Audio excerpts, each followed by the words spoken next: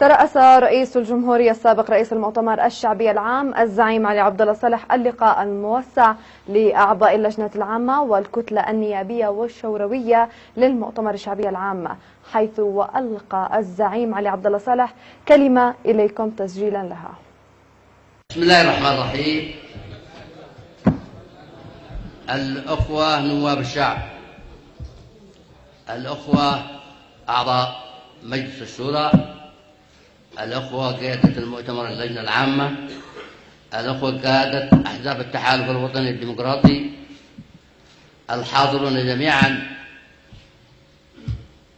اسمحوا لي في البداية أن أقدم الشكر والاعتزاز لمجلس النواب، وعلى وجه الخصوص أولئك الأمراض والمشلولين الذي حضروا هذه الجلسة.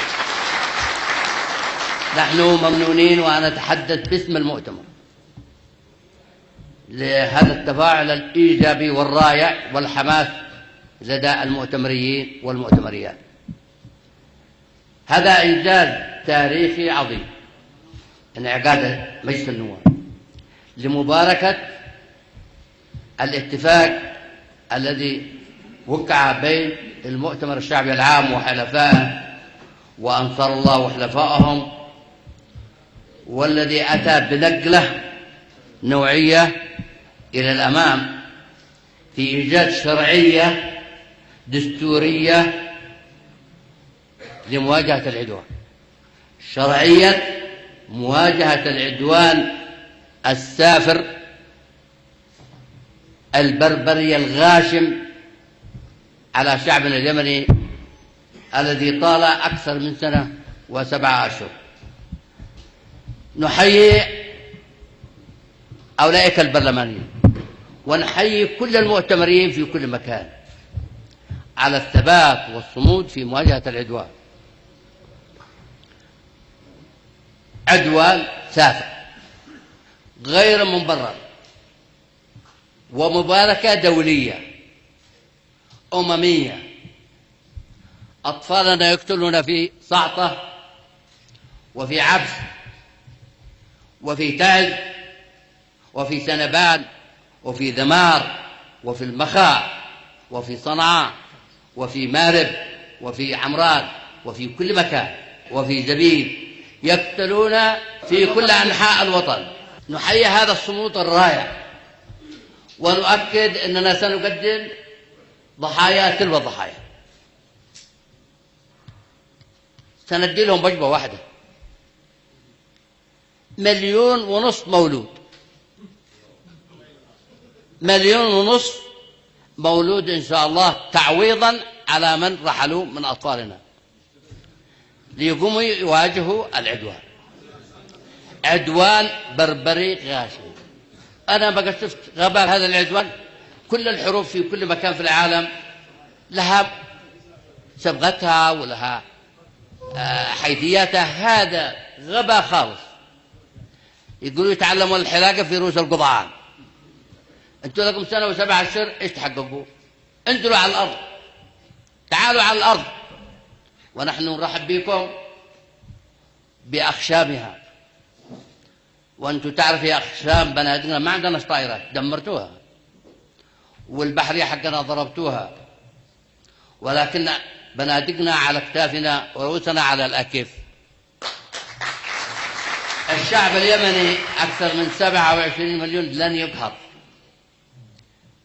لن يقهر على الإطلاق، رغم هذا التحالف الدولي الكبير. شيء أنا أمشي مرفوع راسي ومرتاح الضمير أننا وشعبنا اليمني العظيم نواجه هذا العدوان الصلف بكل إمكانياته، من طائرات ومعدات وآليات وأموال وإغراءات وشراء الذمم في المنظمات الدولية. وللأسف الشديد احنا مش زعلانين من العدوان، من الذي تحالفوا هذا كل شيء بثمنه، الذي تحالفوا كل شيء بثمنه، مدفوع ثمنه مقدما، مش مشكلة في المنظمة الدولية. هذه المنظمة التي لا هشت ولا نشت. تبارك العدوان، أطفالنا يقتلوا ما حتى تنديد أو بلاغ أو بيان يصدر عن المنظمة الدولية الممثلة بالأمم المتحدة ومجلس الأمن وأمينها العام بان كيمون. طيب أنتوا بس أصدرتوا قرار 2/2/16 ودخلتوا اليمن تحت البند السابع. ما هي الحيثيات يا مجلس الأمن يا أمم متحدة؟ ادوا لنا حيثيات قانونية مقنعة أن أنتم دخلتونا تحت البند السابع. ليش؟ واصدرتوا قرار 2/2/16. احنا استبدلنا قراركم واستبدلنا الاتفاقية الخليجية وحفرنا لها حفرة طويلة ودفناها. دفناها بدماءنا، دفناها بدماء أطفالنا ونسائنا. دفناها ليش؟ كنا نرحب بالاتفاقية مجلس التعاون الخليجي وهي من صنعنا. على فكرة أنا سأتحدث عن المبادرة الخليجية، هي من صنعنا، ما حد صنعها، مش مجلس التعاون الخليجي، عشان تكونوا فاهمين والعالم الآخر يفهم. احنا بلورناها واحنا صغناها، والذي صاغه الله يرحمه الدكتور عبد الكريم الدرياني قد توفى، وباقي الدكتور أبو بكر القربي يعطيه الله العافية هو من صاغوا هذه المبادرة وسلموها لمجلس التعاون الخليجي مخرج للأزمة 2011، ما يسمى بالربيع العربي. قلنا ادوا مخرج نتجنب إراقة الدم الذي نحن فيها الآن. كانت المبادرة من صنعنا، نتجنب إراقة الدم اليمني، وقلنا هي مبادرة خليجية، وطبلنا وزمرنا للمبادرة الخليجية ولا معاهم شخطة فيها. هذا هي المبادرة الخليجية. طيب المبادرة الخليجية جاءت بحرب 26 مارس 2015، تجول طائراتهم في كل أنحاء اليمن ويقصفون المدن والمصانع والمستشفيات والمدارس. ليش؟ ما هو اليمن تشكل خطر على أمنكم القومي؟ نحن نتحمل المسؤولية، لا نشكل خطر على الإطلاق. قلت نحن حلفاء مع إيران، ما احناش حلفاء. إيران دولة إسلامية، دولة شقيقة، وتحدثت أنا قبل هذا الكلام كنت أتمنى أن إيران تمدنا بالعون الاقتصادي والسياسي والعسكري، ونحن نرحب، لكن ما تمشي. مش عيب كيف أنتم تتعاونوا مع إسرائيل وأمريكا ونحن عيب أن نتعامل مع دولة كبيرة في منطقة الشرق الأوسط اسمها إيران؟ كيف أنتم يحق لكم أن تتعاونوا مع الكيان الصهيوني ومع الولايات المتحدة الأمريكية ومع كل المرتزقة في العالم ضد الشعب اليمني؟ ما هي الجريمة التي ارتكبها الشعب اليمني بحق جيرانه؟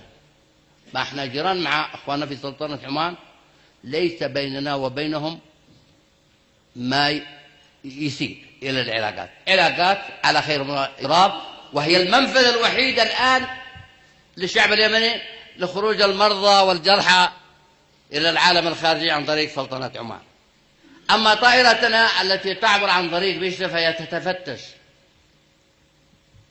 في بيشة بدون وجه حق، وفي مطارات الأردن الشقيق فتشوا نساءنا وأطفالنا. يا عيباه، يا عيباه يا عرب، يا عيباه يا عرب، تفتشوا نساءنا في مطاراتكم. أين العروبة؟ أين النخوة؟ حاربوا حروب الرجال واكبروا ونديها من أخشامها. بنادقكم معاكم وطائراتكم معاكم وإحنا معانا ذي معانا. أكبروا بكبر الأحداث، تدمر الشعب اليمني. ليش؟ ما هي الجريمة اللي ارتكبها؟ وانفي نحن قاتلنا من عام 1962 حتى عام 70، ونحن في عدوان مع الشقيقة الكبرى. حاربتنا في عام 1934، مش جديد. حاربتنا في عام 1994، مش جديد. دولة عدوانية، دولة عدوانية للأسف الشديد. ما كنا نريد لها أن تكون بهذا الشكل، وأن تحمل هذا العداء لهذا الشعب اليمني العظيم، شعب الإيمان والحكمة، الشعب الصابر والصامد. تحملوا له هذا الحب. ليش؟ ما هو السبب؟ ايش السر؟ يا أخي إذا لك حسابات معينة مع الدولة الإسلامية الكبيرة إيران، لك حدود بحرين معها، تفضل. ليش تضربنا في ساطة وفي حجة وفي الجوف وفي مارب وفي تعز وفي البيضة، في عدن، في لحج، في حضرموت؟ ليش؟ ايش؟ ما هو السر؟ هكذا بس، لأنه شعب قوي، شعب شجاع، شعب لا يخاف، يواجه الدبابة بالكلاشنكوف. هذا هو الشعب. صار لنا 1 و7 أشهر، نديكم 7 سنوات، نديكم 17 سنة نتقاتل احنا وانتم. مش عيب؟ انتم ذي تعبوا، احنا ما نتعب. احنا اليوم الذي نشوف فيه سلام، ما في طلعات جوية وقص على بلدنا، ما ننامش. لكن عندما تجي طلعاتكم الجوية ننام ونأمن. لكن اليوم دي ما عندكم طلعات جوية ما ننام، نعمل لها حساب. على كل حال أهني وأبارك لمجلس النواب، وأنتم سندا وقوة يا مجلس النواب، يا مجلس الشاري وكل القوتين، سندا للمجلس السياسي الأعلى الذي يمثل اليمن، وأحيي المسيرات التي بتقام في كل المحافظات. وإن شاء الله يوم السبت ستكون عندنا المسيرة الكبرى، وهي أكبر مسيرة ستكون إن شاء الله في ميدان السبعين، تحت شعار الجمهورية اليمنية، تحت شعار الجمهورية اليمنية، لا أعلام ولا أعلام حزبية، علم الجمهورية اليمنية. إن شاء الله يتوفقوا اللجان التحضيرية بالإعداد والتجهيز لهذه المسيرة الكبرى التي ستؤيد وتدعم المجلس السياسي الأعلى. هذا هو المجلس السياسي، اعتبروه منتخب، انتهى. لو نزلنا الآن استفتينا على عبد الربو منصور هذه استفتاء لمدة 2 سنين، وأملينا له الصناديق على أساس نتجنب الحرب. هذا قد أملينا آلاف الصناديق تأييد للمجلس السياسي الأعلى. فهو مجلس شرعي، مجلس شرعي. نتطلع إلى الإخوة في المجلس السياسي الأعلى أن يسرعوا بتشكيل الحكومة، تشكيل حكومة تعد وتحضر، تشكيل حكومة تعد وتحضر لانتخاب مجلس نواب ورئيس دولة ومجالس محلية. هذا الإعداد الذي ستعدها الحكومة الجديدة. كلنا نشتي نقع وزراء، ما فيش واحد منكم ما يشتيش وزير، سبحان الله، ولا حد منكم نفس الطارف على الإطلاق. كونوا متواضعين، كونوا متواضعين، واتركوا الخب لخبازه.